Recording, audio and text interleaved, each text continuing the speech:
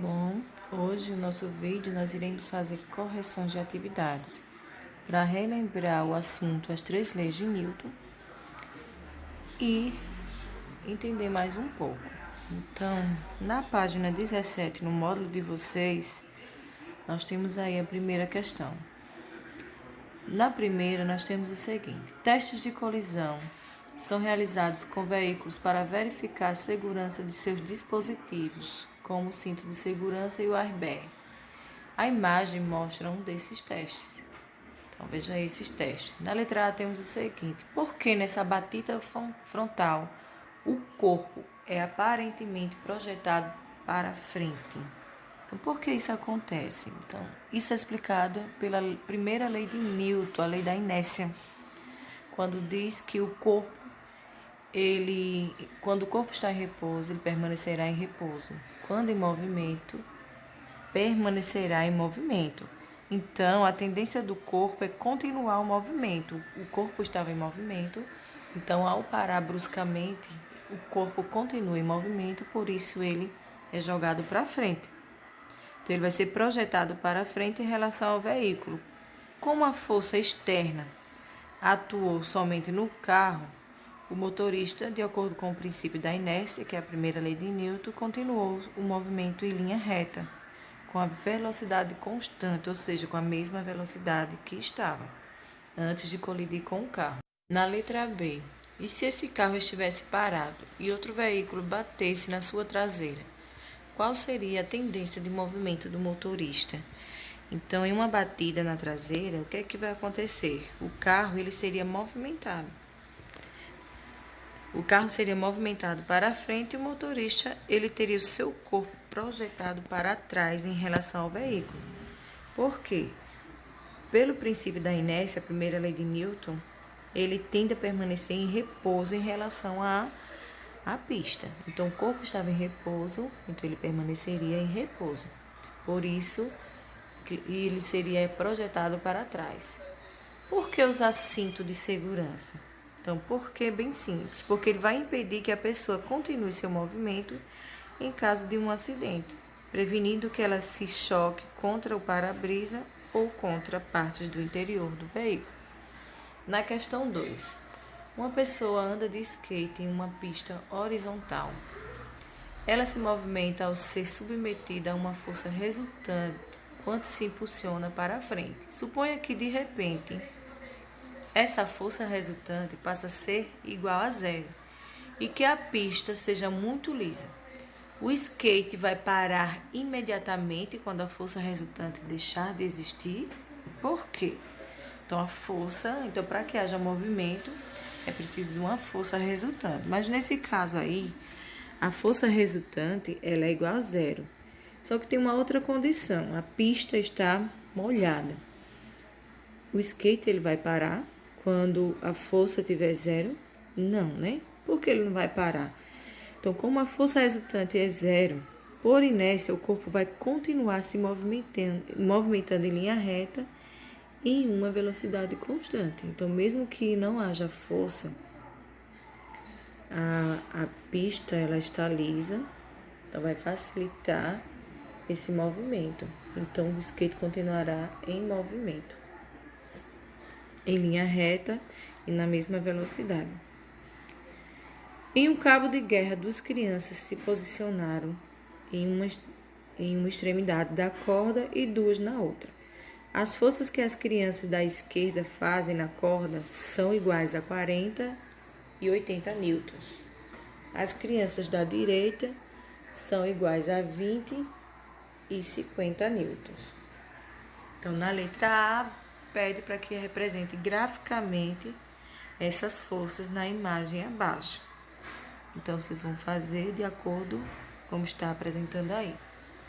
Qual é o valor, na letra B, qual é o valor e o sentido da força resultante? Vocês estão lembrados que a força resultante é a soma das forças. Quando estão no mesmo sentido, soma. Em sentidos opostos, subtrai. Então, nós temos aí no lado esquerdo, 40 mais 80 será igual a 120. Porque eu vou somar, estão no mesmo sentido. No lado direito, no mesmo sentido, nós temos 20 mais 50, que é igual a 70 newtons. Como cada uma dessas forças ela está aplicada em sentidos opostos, então a gente vai subtrair. 120 menos 70 será igual a 50 newtons. Então, como a força é de 120 newtons, ela está aplicada para a esquerda da corda. Então, teremos 50 newtons como força resultante aplicada para a esquerda. Porque do lado esquerdo está aplicando uma força maior que o lado direito. Então, essa questão 4 a gente não vai precisar responder. Então, vamos para a questão seguinte. A questão 5. Na figura, um bloco está submetido a 3 forças, então F1, F2, F3. Considerando que as intensidades dessas forças, então F1 é igual a 20 newtons, F2 30 e F3 40. E a massa do bloco é 2 kg, então determine a força resultante. A força resultante a gente vai somar as forças que estão no mesmo sentido, então nesse caso as forças que estão no mesmo sentido, F1 e F2. Então, somando as forças F1 e F2, nós teremos 30 mais 20 igual a 50. Já a força F, ela está no sentido contrário. Então, vamos pegar esse resultado, 50, e subtrair com 40. Então, 50 menos 40 será igual a 10. A força resultante, 10 newton para a direita. Por que para a direita? A força maior está sendo aplicada para a direita. E aceleração? Como achar a aceleração? A aceleração, de acordo com a segunda lei de Newton, é calculada pela força resultante igual a massa vezes a aceleração. Então, na letra A, nós encontramos a força resultante, que é igual a 10. Eu vou substituir FR, aí da fórmula, por 10. Igual a massa. Então, no texto acima, na questão 5, ele coloca a massa, que é igual a 2 kg, vezes a aceleração. Então, para achar, aplicando essa fórmula, para achar a aceleração, nós iremos dividir a força resultante pela aceleração. Então, a força resultante é igual a 10, a gente divide por 2, que é a massa. E a gente vai achar a aceleração. Então, 10 dividido por 2 igual a 5. Questão 6. O remador está aplicando uma força nos remos do barco para que ele adquira movimento e atinja a máxima velocidade possível. Então, para que o barco vá para trás em relação ao remador, essa força nos remos deverá ser aplicada empurrando a água para frente ou para trás em relação ao remador. E por quê? Então, lembra da terceira lei de Newton. Na terceira lei de Newton, ação e reação. Então, para cada ação, uma reação no sentido contrário. Então, se eu quero que o remador ele vá para frente, então os remos têm que se remar para trás. Então, a força para trás, ele será empurrado para frente. Então, a força nos remos ela vai ser aplicada para frente, caso queira que seja empurrado para trás. Então, vocês vão anotar o seguinte, a pergunta é, para que o barco vá para trás em relação ao remador. Então, para que vá para trás, a força nos remos deve ser aplicada para frente. De acordo com a terceira lei de Newton, essa ação provocará uma reação em sentido contrário. Questão 7. Observe na fotografia a seguir uma bola atingindo o rosto de um jogador de futebol. Com base nessa imagem, analise esta afirmação. A força aplicada pelo rosto na bola é maior do que a aplicada pela bola no rosto, uma vez que a bola está mais deformada do que o rosto. Essa frase está correta? Justifique. Não está correta. Segundo a terceira lei de Newton, Toda ação que gera reação vai ser aplicada numa mesma intensidade, com a mesma força. Então, a mesma força que a bola ela atinge o rosto do jogador é a mesma força que deforma a bola. Mas o que acontece? Acontece que, como a bola é mais flácida, a gente vai ver esse impacto maior, né? É como um carro pequeno bater em um carro maior. Então, a força será o mesmo, o impacto será o mesmo, só que o menor, ele ficará mais deformado, por ter massa menor. Então, essa é a diferença. Questão 8. Entre as alternativas a seguir, quais são características das forças que formam um par ação e reação? Nós temos aí no primeiro parêntese, apresentam o mesmo valor, correto, lembra? Toda ação e reação vai apresentar o mesmo valor. Então, se eu aplico uma força de 10 newton, a reação também será de 10 newton. Apontam para o mesmo lado, errado, vocês não marcam. Atuam no mesmo corpo, também não. Para que haja ação, essa terceira lei de Newton, ação e reação, deve acontecer com 2 ou mais corpos. Não se cancelam, correto, não se anulam, porque, apesar, assim, são sentidos opostos, a força ela não vai se anular, será a mesma. Existe sempre que um corpo exerce uma força sobre o outro, correto? Então, vocês vão marcar um X no primeiro e nos 2 últimos. Agora, vocês vão pegar o caderno de atividade de vocês e abrir na página 7. Na página 7, nós temos aí a questão 6. Por que é tão difícil começar?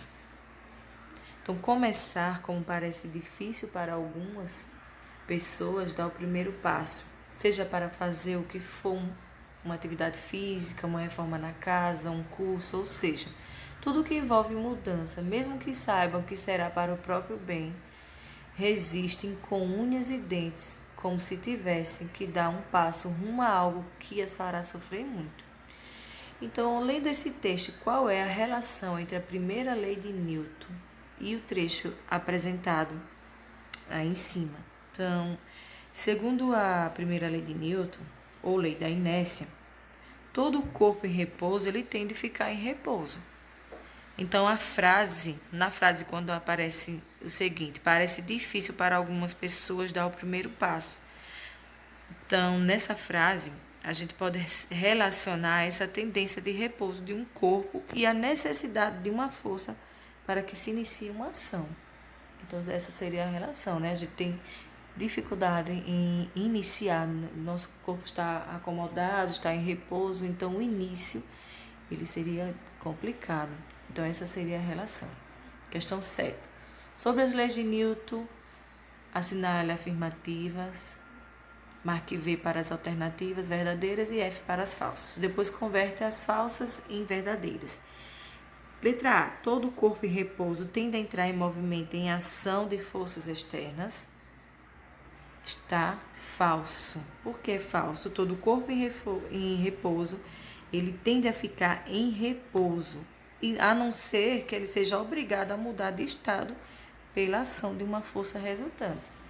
Na letra B, um livro permanece em equilíbrio sobre uma mesa porque a força que a mesa exerce sobre o livro é maior do que a força que o livro exerce sobre a mesa. Então, erradíssimo. Essa é a terceira lei de Newton, né? A força da ação do livro sobre a mesa tem a mesma intensidade, ela não é diferente. Ela tem a mesma intensidade da força da reação da mesa sobre o livro, a mesma direção, porém em sentidos opostos. Terceira lei de Newton. Na questão C, quando um veículo está em uma pista plana e horizontal, quanto mais fundo o motorista pisar no acelerador do veículo, maior a força resultante que age sobre o veículo. Essa alternativa ela está correta. Então, é a única alternativa correta.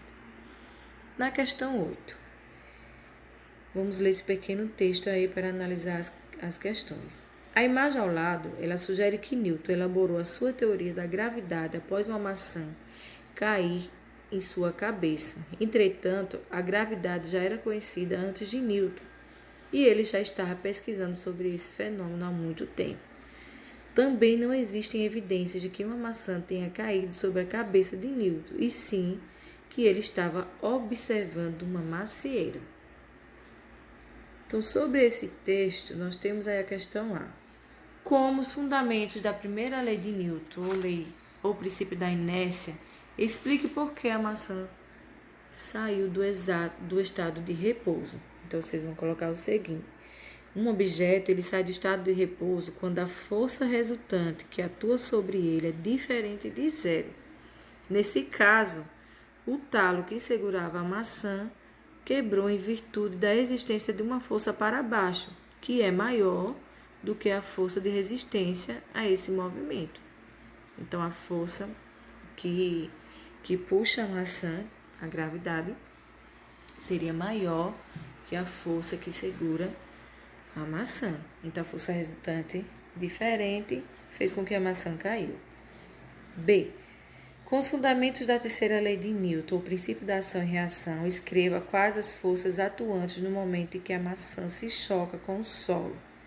Então, quando a maçã se choca ao solo, ela exerce uma força de ação no solo e o solo vai fazer uma força de reação na maçã em sentido contrário. Essa é a resposta da letra B. Na questão 9, calcule qual é a força resultante para os casos abaixo. Lembrando que, para a resposta C em Newton, a massa ela precisa estar em quilos e a aceleração em metros por segundo ao quadrado. Então, na letra A, nós temos o seguinte. Um corpo de massa igual a 800 gramas apresenta uma aceleração constante de 2 metros por segundo. Então, antes de calcular, de fazer o cálculo, então aqui pede para que faça os cálculos que se pedem, né? Então, na questão A eu tenho massa e tenho aceleração. Então, se eu tenho a massa e a aceleração, nós iremos aplicar a segunda lei de Newton, quando diz que força resultante é igual a massa vezes a aceleração. Como o enunciado acima diz que a massa deve estar em quilo, então, antes de aplicar na fórmula, a gente vai converter gramas em quilo. Nós temos aí 800 gramas. Para converter em quilo, é só dividir por 1.000. Então, 800 dividido por 1.000 é igual a 0,8. Agora sim, a gente já fez a conversão, a gente vai aplicar na fórmula. Então, a força resultante será igual a 0,8 vezes a aceleração, que é igual a 2. Então, 0,8 vezes 2 é igual a 1,6. Na letra B, nós temos o seguinte. Um elefante de 8 toneladas mantém uma aceleração constante de 2 metros por segundo ao quadrado para proteger o seu filhote de um predador. Então, mesmo caso. Nesse caso aqui, a massa ela está em toneladas e ela precisa estar em quilos. Então, como toneladas, nós temos toneladas para converter em quilo, nós iremos multiplicar por 1.000. Na questão A, a gente dividiu, porque gramas é menor que quilo. A unidade de medida gramas é menor que o quilo, então eu divido do menor para o maior. No questão B, toneladas, a unidade de medida toneladas é maior que quilos. E uma tonelada equivale a 1.000 quilos. Então, é só multiplicar 8 por 1.000, nós teremos 8.000 quilos. Então, depois da conversão, aplica-se a fórmula onde diz que força resultante é igual a massa vezes a aceleração. Então, nós temos aí a massa igual a 8.000 vezes 2, que será igual a 16.000 newtons. Na letra D, aliás, na questão 10, o bloco representado a seguir está sob a ação de duas forças, considerando que não há atrito entre ele e o chão com a aceleração do bloco. Faça uma representação do bloco com a força resultante no final. Então, a dica: considere que as forças que agem para a direita são positivas e as que agem para a esquerda são negativas. Então, ele pede a aceleração, mas antes de achar a aceleração, eu preciso saber qual é a força resultante. Para achar a força resultante de um corpo, nós temos aí a força 1 e força 2. Nós iremos calcular. Como os sentidos estão opostos, força 2 está no sentido para a esquerda, força 1 está no sentido para a direita. Então, vai haver subtração.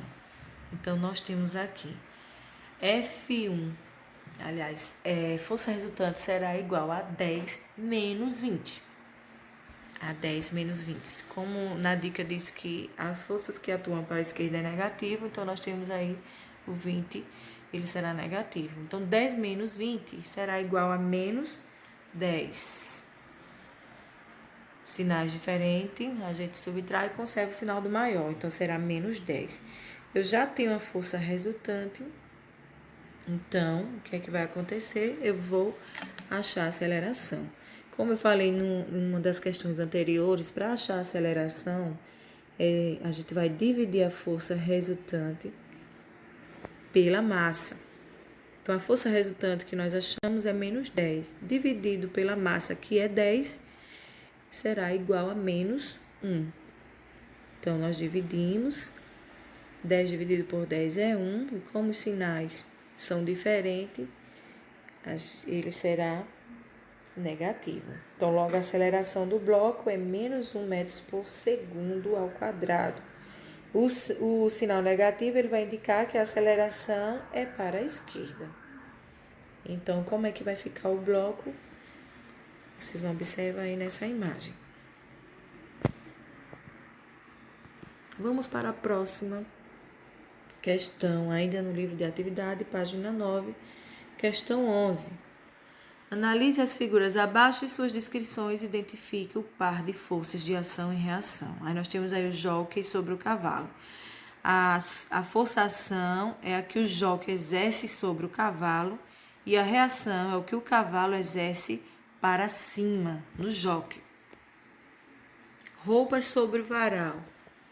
A ação é a das roupas sobre o varal.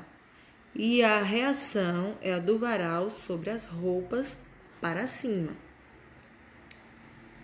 Pé sobre a bola em um chute. Então, a força da ação é a do chute e a força da reação é a da bola sobre o pé. A luva sobre o saco de areia em um soco. A ação é a da luva ao desferir o golpe sobre o saco e a reação é a do saco de areia sobre a luva. Na questão 12, vocês vão responder para mim e me entregar. A questão 13, a 14 e a 15 do caderno de atividade também. Então, vocês vão responder essas questões. A questão, vou repetir mais uma vez, a questão 12, 13, 14 e 15 do caderno de atividade. Vocês vão tentar responder e enviar a mim para que eu possa registrar a frequência de vocês. Lembrando que todas as atividades realizadas, elas valerão 2 pontos. Então, uma vez que vocês deixarem de fazer, vocês vão estar perdendo essa pontuação. Na próxima semana, vocês vão observar no cronograma, nós teremos uma atividade avaliativa. Então, vai ser explicado no cronograma. Não deixem de ler e de realizar. Até a próxima.